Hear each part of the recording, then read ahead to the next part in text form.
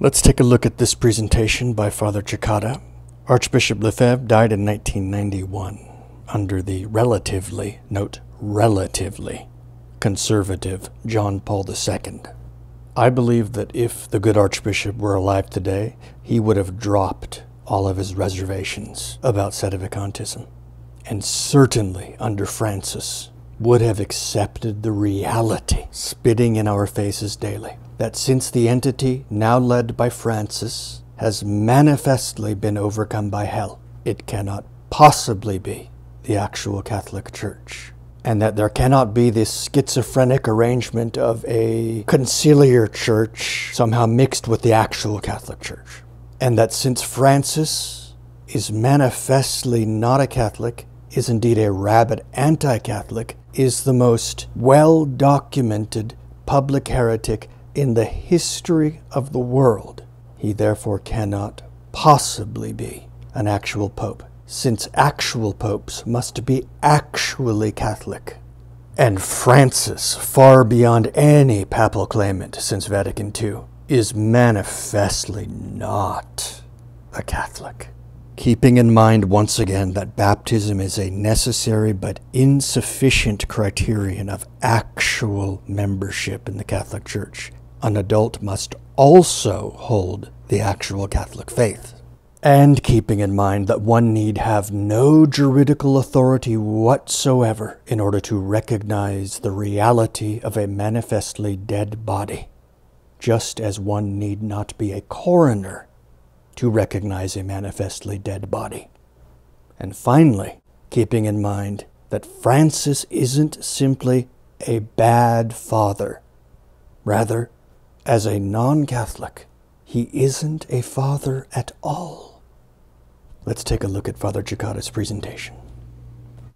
Hello, I'm Father Anthony Cicada. In this continuing series of videos, we've been examining what Catholic traditionalists call the question of the Pope. That is, how to reconcile traditional Catholic teaching on papal authority, the obligation to submit to the Roman Pontiff, and the infallibility and indefectibility of the Church with the errors and evils officially approved by the popes of Vatican II. It's a particularly hot question these days.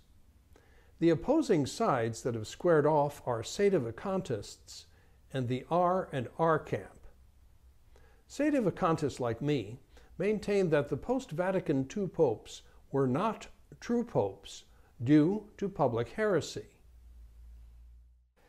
The R and R camp recognizes the Vatican II popes as true popes, but contends you can resist a pope's teachings, laws, rites, and commands. The most prominent entity in the R and R camp is Bishop Bernard Fellay's Society of St. Pius X, or SSPX, which recently, through its U.S. Seminary Publications arm, bankrolled a book-length assault on Sedevacantism by John Salsa and Robert Sisko. The author's remit was to paint Sedevacantism and Sedevacantists like myself as totally wicked, a task that they undertook with great gusto. Thus, Messrs. Salsa and Sisko assure us, Sedevacantism is, quote, founded upon the same error as Protestantism, anything but Catholic, poisonous, and leads to heresy. Sedevacantists themselves, priests like me, have, quote, lost faith in the Church, are like unbelieving Jews who were enemies of Christ and have produced the pernicious fruit of a sect. Bishop Fellay and an array of SSPX priests have lined up to second these wonderful anti-Sedevacantist epithets and to publicly praise the book as luminous. How did we end up so evil? Who led us down this dark road?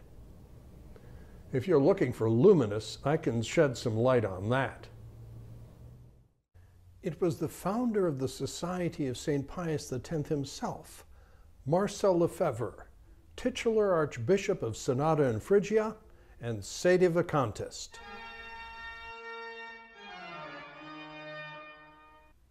And that is why it is pure idiocy for SSPX priests to endorse Salsa and Cisco's 700 pages of anti-Sedevacantist hyperventilations. If you want to call Sedevacantists like me an enemy of Christ, you better call your founder, Archbishop Lefebvre, one too. Where do you think we got the idea in the first place? This video will tell the story.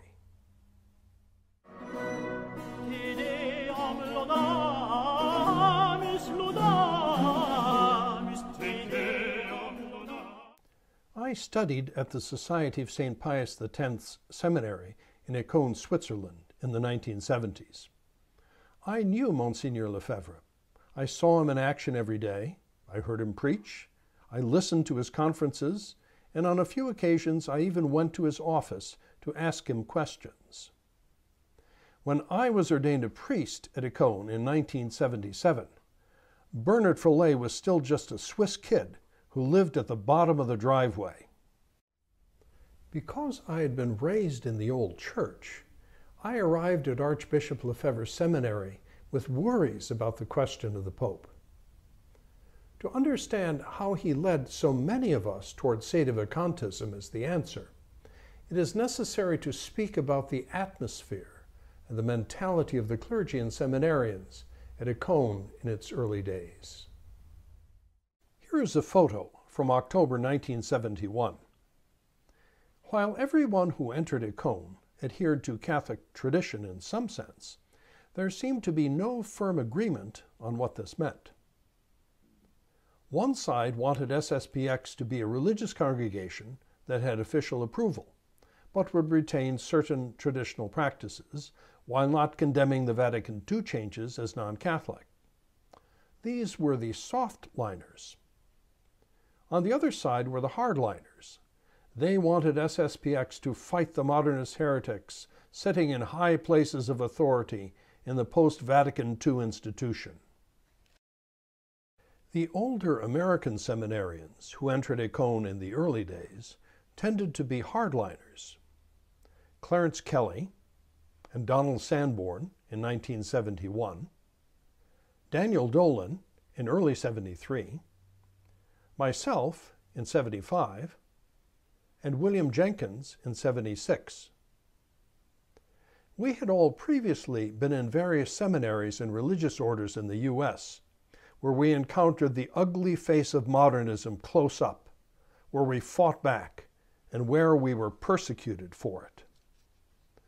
We weren't at Eclipse to follow Monsignor Lefebvre. We were there to be priests who provided a valid Mass and sacraments where there were none, and who fought against the heretics who were destroying the Church. The underlying question that divided the two factions at Eclipse but was seldom stated was, are the modernists Catholics? Or are the changes of Vatican II a true form of the Catholic religion? Or can someone who promotes the changes of Vatican II truly lay claim to the name Catholic? Archbishop Lefebvre, alas, never definitively answered these questions and gave both sides something to work with. This zigzagging reflected the two sides of Archbishop Lefebvre's character or personality. The fearless iron bishop who hated the modernist heresy with every fiber of his being, and the smooth, widely experienced papal diplomat looking to reconcile opposites through patient negotiation. This is not to denigrate him, and certainly not to portray him as insincere or two-faced. The Archbishop was deeply devout and utterly genuine, conscious of his episcopal dignity without being pompous, well-balanced and optimistic in temperament, correct with his rubrics and graceful in the celebration of Mass, a riveting and eloquent preacher, respectful and considerate toward national differences in culture, temperament, and practices, and, always a big plus in my book, the possessor of a good sense of humor. He was, in short, a man of many, many virtues, as those of us who knew him, and even later clashed with him, pointed out at great length on several occasions. Be that as it may, Archbishop Lefebvre's refusal to provide definitive answers to basic questions engendered the fundamental theological confusion that has plagued the Society of St. Pius X ever since, for 45 years. You can see it behind many of the 4 internal SSPX disputes I cataloged in an earlier video, SSPX and Bitter Fruit. So, hardliners were purged one year, softliners the next, and then vice versa, as the Archbishop wavered back and forth and back and forth. Meanwhile, the only clerics who survived long-term were the Archbishop-liners. They showed no loyalty to any principle beyond Archbishop Lefebvre or the Society. For them, he was a substitute for the magisterium of the Church, and his organization the Ark of Salvation. They followed whatever the line of Monsignor seemed to be on a given day. Pope good, Pope bad, or Pope not the Pope. They were the true followers of the Archbishop because they did not think. But needless to say, though, a few of us did think. And thanks to a combination of the influences present at Econ in its early days, and principles enunciated by Archbishop Lefebvre himself, we concluded that Paul VI was a false pope, and that the Holy See was vacant. And here, we must mention the term Sedevacantism, which has come to be the term for the theological position that the Holy See is vacant. I never heard the word at Econ. I think the first time I encountered it was in the Angelus, several years after my ordination. But the idea behind it, that Paul VI was somehow not a true pope, was widespread among the hardliners at Econ when I was there. We would have been hard-pressed at that point to explain in formal theological terms how this might be possible. But the sense of the Catholic faith we possessed told us that there was a great disconnect between what Paul VI did and what he claimed to be. Many of the English speakers and some of the French hardliners referred to Paul VI as the monster. In imprecation, some of us had heard an Italian lady hurl at his picture in a Roman religious goods store. A colorful term, to be sure, but a perfect one for a modernist. To our way of thinking, it described Montini exactly, an ugly, half-and-half creature who hated the Catholic faith and who was on a vicious rampage to destroy Catholicism. In the Society's early days, the notion that Paul VI was not a true pope was certainly not a thought crime. It was the position of priests whom the Archbishop clearly respected. Father Noel Barbara, for instance. Here is another photo of him with the Archbishop visiting Padre Pio. Also, Father Gerard de Laurier, a professor at Econ. So too, Father Peter Morgan, District Superior of England, and the first SSPX priest Archbishop Lefebvre ordained. And then there were the very words of Archbishop Lefebvre himself, which repeatedly pointed us towards Sedevacantism. In 1976, the year before I was ordained a priest, Archbishop Lefebvre clearly laid out all the principles behind it, as you'll see in a moment. As a result, I never prayed for Paul VI as Pope, even at my ordination Mass. And as organist, I would not even accompany the chant for him at benediction. As late as August 1979, Sedevacantism was still not a crime in the society. At a priest's dinner in the Priory at Oyster Bay Cove, Long Island, I directly asked the Archbishop whether religious liberty was a heresy. He said it was. I then said that, well, since John Paul II teaches it, shouldn't we draw the conclusion? He smiled at what the pushy American was asking and replied, I would not say that the Pope is not the Pope, but neither would I say that you cannot say the Pope is not the Pope. He laughed, as we all did, because in French this comes out with a lot of popping P sounds. But we took the Archbishop at his word. Unfortunately, 3 months later, Archbishop Lefebvre's diplomatic corps side kicked in. With JP2 in office, the prospect of a Vatican-Icon deal was in the air. On November 8, 1979, therefore, Archbishop Lefebvre issued a declaration saying the society, quote, could not tolerate in its bosom, unquote, those who did not recognize John Paul II as Pope, who refused to put his name into the canon, and who did not recognize the new Mass in Latin as valid. In late May 1980, Archbishop Lefebvre visited us again at Oyster Bay, and after we refused to adhere to the new line, he expelled 3 of us. But the next morning, without any urging from us, he changed his mind. All would be well as long as we didn't publicly attack the position of the society, he said, adding that it would not be necessary to put JP2's name into the liturgical prayers either. The turnabout, I think, reflected another facet of the Archbishop's virtue. We suspected that some of the young Turks who had his ear pushed him to expel us, but that his kindly and fatherly side, which was quite considerable, won out in the end, and we were most grateful to him for it. And there it stood.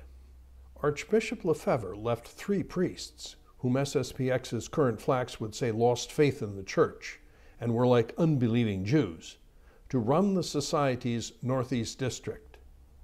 Oy vey. 3 years later, the Archbishop expelled 9 of us from the Society of St. Pius X. The issue, though, was not Sedevacantism, and I've told that story elsewhere. Even after subsequent open conflicts with Sedevacantists, however, Archbishop Lefebvre in later years still held out the Sedevacantist position as a potentially tenable one for Catholics, because Rome, Archbishop Lefebvre's code word for the Pope, had lost the faith. If you want further evidence of Archbishop Lefebvre's willingness to consort with clerics who adhere to a position that Messrs. Salsa and Cisco say is anything but Catholic, is poisonous, and leads to heresy, look to June 1988. Archbishop Lefebvre's co-consecrator for the 4 Society of St. Pius X bishops was Bishop Antonio de Castromayor, who, after the ceremony, went around declaring to anyone who would listen, "We have no Pope." And finally, even the Society of St. Pius X of 2016 tolerates the presence of priests who are Sedevacantists, as long as they are quiet about it. If these clerics are, as the authors of the book that Bishop Fillet praises, enemies of Christ, and like unbelieving Jews, how can he allow them to remain in his organization?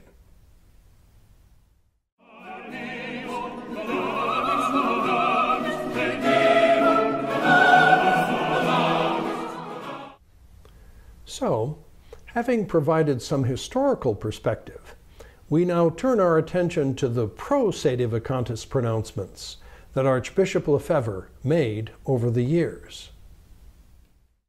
Now, you will not find these statements in the Salsa Cisco book. Instead, you will find 3 paragraphs in the preface telling us that the Sedevacante question, quote, weighed heavily on the Archbishop, that he was a, quote, prudent churchman, and that, quote, he preferred to wait, and that Bishop Tissier assures us that really, truly, Archbishop Lefebvre wanted to defer the issue to some future pope and cardinals. Right. But both Bishop Fillet and the authors have also assured us that their book is comprehensive and systematic. So why not just give us a series of quotes from Archbishop Lefebvre and let the man speak for himself? Because, as Salsa, Cisco, and Bishop Fillet know full well, these quotes pull the rug out from under what their book aimed to achieve. If the old évêque de fer, the old Iron Bishop himself, said so many things that favor Sedevacantism, how can you possibly portray Sedevacantists, especially priests who personally knew the Archbishop and now adhere to this position, as diabolical crypto-Lutherans? What does this say about Lefebvre himself? With that in mind, we now present, in the form of a catechism, some of the Archbishop's statements favoring Sedevacantism. What are we to think of the Vatican II errors and the institution that teaches them? The Church which affirms such errors is both schismatic and heretical. This conciliar Church is therefore not Catholic.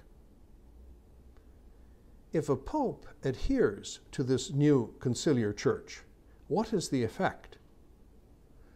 To whatever extent pope, bishops, priests, or faithful adhere to this new Church, they separate themselves from the Catholic Church. Is it possible that even the Pope himself could break with the Church?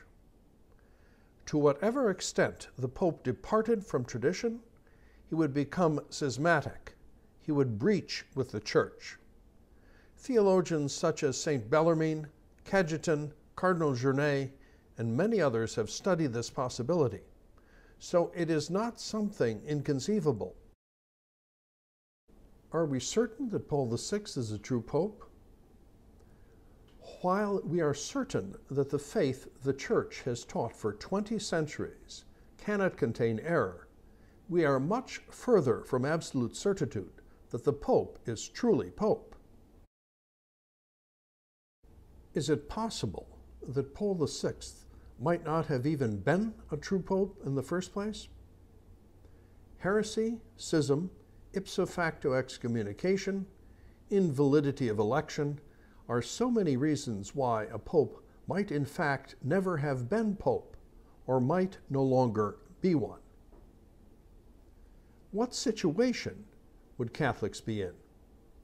In this obviously very exceptional case, the Church would be in a situation similar to that which prevails after the death of a pontiff.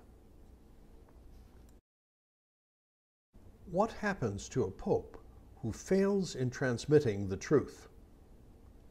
It seems inconceivable that a successor of Peter could fail in some way to transmit the truth which he must transmit. For he cannot, without as it were disappearing from the papal line, not transmit what the popes have always transmitted. Would he continue to be pope? If it happened that the pope was no longer the servant of truth, he would no longer be pope. Since religious liberty is, as you say, Monseigneur, heresy, and John Paul teaches it, shouldn't we draw the obvious conclusion? I would not say that the Pope is not the Pope, but neither would I say that you cannot say the Pope is not the Pope. Is it conceivable, Monseigneur, that you yourself could become a Sedevacantist one day? You know, for some time, many people, the Sedevacantists, have been saying there is no more Pope. But I think that for me, it was not yet the time to say that, because it was not sure, it was not evident. If John Paul II continues his course of action, what will be the consequences? These recent acts of the Pope and bishops with Protestants, animists, and Jews, are they not an active participation in non-Catholic worship, as explained by Canon Nas on Canon 1258.1? In which case, I cannot see how it is possible to say that the Pope is not suspect of heresy, and if he continues, he is a heretic, a public heretic. That is the teaching of the Church. What conclusions might you draw from John Paul's words and deeds?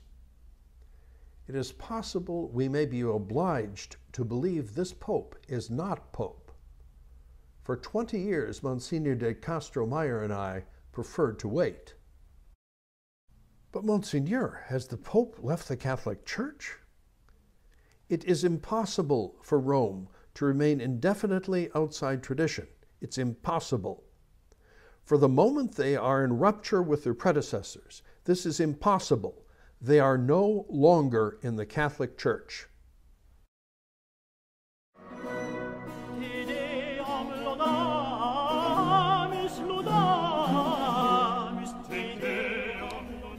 It would be possible, of course, to assemble a collection of quotes entitled Marcel Lefebvre Anti-Sedevacantist or Marcel Lefebvre Recognize and Resistor, and one would find an equal amount of material.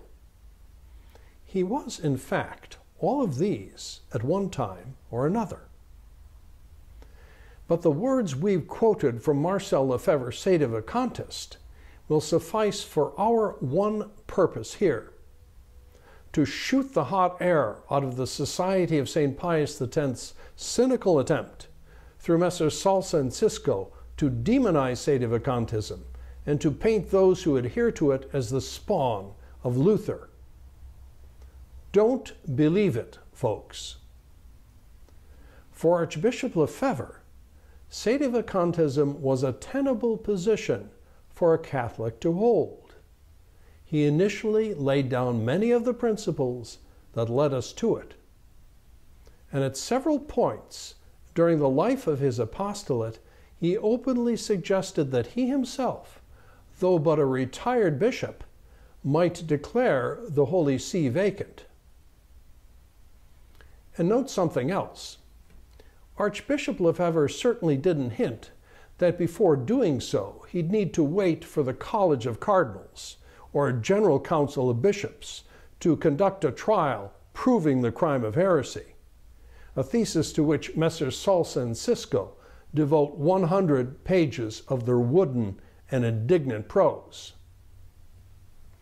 The Archbishop, having been a missionary, was an eminently practical man. Whatever objections he may have voiced against Sedevacantism at various times, this artificial rigmarole certainly wasn't one of them. Had he become convinced that his duty as a Catholic priest and bishop for the good of souls was to declare the Holy See vacant, rest assured it would have been lock and load. And in the age of Bergoglio, the Pope who says there is no Catholic God, who countenances divorce, who approves contraceptives, what do you think Archbishop Lefebvre would be telling us about Bergoglio? Would it be to heed Salsa and Cisco's solemn warning to hold our fire until a college of cheesehead, balloon-carrying, sax-playing, jeans-clad modernist cardinals convene a general council of bishops against him? And then to wait for a public judgment against Bergoglio from a council of men like these? Are you kidding? Those of us who actually knew Archbishop Lefebvre have no doubt whatsoever about what he would say now, because he already said it nearly 30 years ago. Rome has lost the faith, my dear friends. Rome is in apostasy. These are not words in the air, it is the truth. Rome is in apostasy. They have left the church. This is sure, sure, sure. How right you were then, Monseigneur. How right you still are now.